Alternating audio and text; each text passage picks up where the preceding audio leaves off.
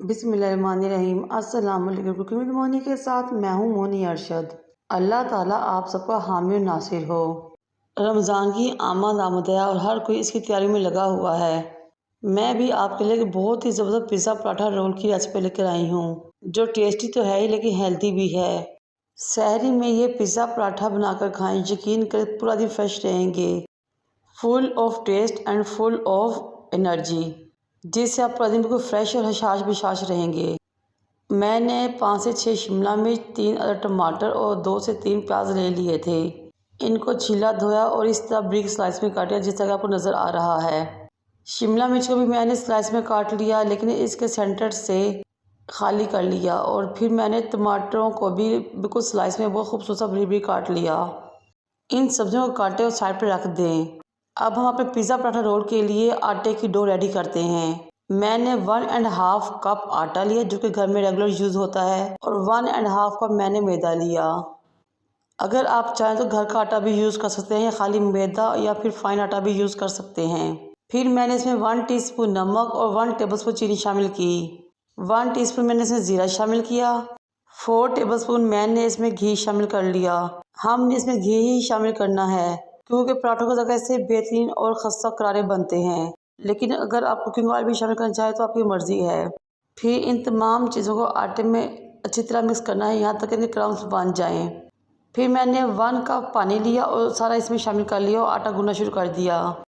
1 cup पानी के साथ में 2 टेबलस्पून पानी लगा था इस आटे को गूंदने में। हमने रेगुलर आटे की तरह एक नरम सी डो रेडी कर लेनी है। जब आटा गूंद गया तो मैंने इसके ऊपर घी की ग्रीसिंग की और इसको कवर करके रख दिया आधे घंटे के लिए, ताकि आटा बहुत ज़बरदस्त तरीके से सेट हो जाए। आप सबसे रिक्वेस्ट है कि मेरे चैनल को लाइक करें, शेयर करें, सब्सक्राइब करें और बेल आइकन को टच करें, ताकि मेरी तमाम वीडियो आप तक पहुंच सके। ये बहुत ही टेस्टी और मज़ेदार रेसिपी है और बच्चे तो इसे बहुत शौक से खाते हैं। फिर मैंने एक बोल लिया, उसमें 8 अदर अंडे लेकर तोड़ लिए। 1 टीस्पून इसमें मैंने नमक शामिल किया। 1 टीस्पून इसमें चिली फ्लेक्स, हाफ टीस्पून इसमें मैंने ज़ीरा शामिल किया और इन तमाम चीज़ों को अंडे में अच्छे तरीके से बीट कर लिया। मैंने तकरीबन 1 मिनट तक मुसलसल अंडे को बीट किया। ये देखिए, हमारा अंडे का बहुत ही स्मूथ और सिल्की सा बैटर रेडी हो चुका है। अब मैं इसको साइड पे रख दूंगी। आटा बहुत ज़बरदस्त तरीके से सेट हो चुका था। मैंने काउंटर पे खुश्क आटे को डस्ट किया और गूंदे हुए आटे के बड़े पेड़ों को काउंटर पे ले आई। फिर मैंने छुरी की मदद से तमाम आटे को 6 हिस्से में, यानी कि 6 पोर्शन में डिवाइड कर दिया और फिर इन पोर्शंस के मैंने पेड़े रेडी कर लिए। अब घर के आटे की जगह आप इसमें फ्रोज़न पराठे भी यूज़ कर सकते हैं, या फिर टोर्टिला रैप्स जो बाज़ार से मिलते हैं वो भी इसमें यूज़ कर सकते हैं, और खाली मैदे की रोटी भी बना सकते हैं, या फिर खाली आटे का पराठा भी रेडी कर सकते हैं। जिस तरह आपको आसान लगे आप उसी तरीके से इसको रेडी कर सकते हैं और खा सकते हैं।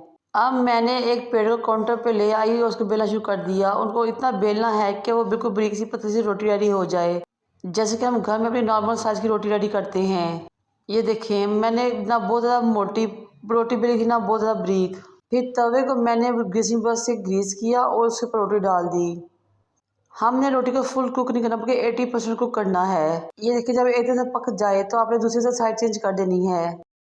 इस तरह साइड चेंज करते हुए हमने रोटी को 80% कुक कर लेना है। ये देखिए, जिस तरह के आपको हल्के हल्के रेड डॉट्स नज़र आ रहे हैं दोनों साइड पे, इस तरह के रेड डॉट्स आ जाए तो आप रोटी को नीचे उतार लें। मैंने तमाम 6 रोटियों को रेडी कर लिया था और उतार के साइड पर रख दिया था। अब हम अपने पिज़्ज़ा पराठा रोल की असेंबलिंग करेंगे, ताकि हम बहुत मज़ा था पिज़्ज़ा पराठा रोल रेडी कर सकें, एंजॉय कर सकें। तवे के ऊपर मैंने कुकिंग ऑयल से हल्का सा ग्रीस किया। फिर वो तमाम सब्जियां जो कि मैंने काट कर साइड पर रख ली थी, उनको एक एक उठा कर तवे के ऊपर रखना शुरू कर दिया। ये आपकी मर्जी है, किसी भी स्टाइल या डिज़ाइन या किसी भी तरीके से सब्जियों को रख सकते हैं। ये देखिए, जिस तरह के मैं तवे के ऊपर इन सब्जियों को डेकोरेट कर रही हूँ। आप इनमें ऑलिव भी यूज़ कर सकते हैं, चिकन के ब्रिक ब्रिक रेशे भी यूज़ कर सकते हैं, चीज़ भी यूज़ कर सकते हैं, या फिर हरी मिर्च अगर आप चाहें तो यूज़ कर सकते हैं। अगर बच्चों ने खाना तो भी हरी मिर्च यूज़ ना करें।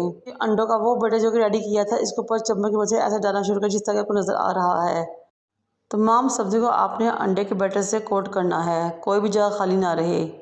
एक बात का ख्याल है कि नीचे फ्लेम मीडियम रहे, बहुत ज़्यादा तेज़ या बहुत ज़्यादा दम वाली ना हो, बल्कि नॉर्मल से ही हो, ताकि हमारी पिज़्ज़ा पराठा रोल की सब्जियाँ पक जाएं और अंडा जले भी ना। जब नीचे वाली साइड से अंडा कुक हो जाए तो आपने रोटी उठानी है और उसके ऊपर इस तरह रख देते हैं जिस तरह आपको नज़र आ रही है। तकरीबन 1 से 1.5 मिनट तक आपने रोटी को अंडे के साथ पकाना है और ऊपर से दबाते रहना है हल्के हाथ से। साथ साथ ऑयल की ग्रीसिंग भी करती रहनी है। जब एक तरफ से पराठा पक जाए तो फिर इसकी साइड चेंज कर लेनी है।